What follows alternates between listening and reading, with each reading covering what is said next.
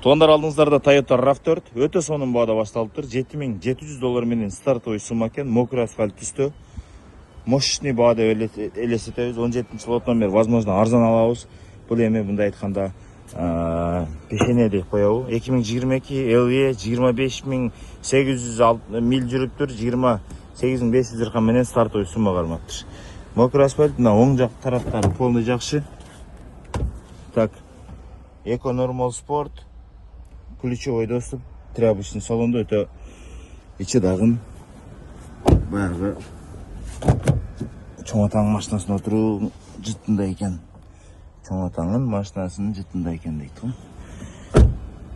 Өтө приятный көрүнүштөрү, АВД. Машинаны ойноп гана көрүш керек. Бул жагына келе турган болсок, наркы жагына 2 баллона калпак кадаш керек, машина ичинде турат. Так, арканкы эшик өзү жарайт. Алдыңкы эшик жарабайт уже. Кайра пустушка эшик алмаштырабыз. Ручкалары, айнектери, задний зеркалары кайра өздөрүнө кадалат. Стойкага азмаз жеткен, ачык эле көрсөтөбүз.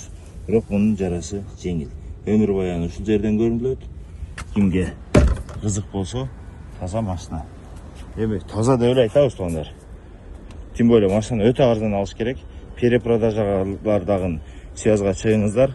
Неге дегени бул оюндун башында биз билебиз кандай арзан алышты.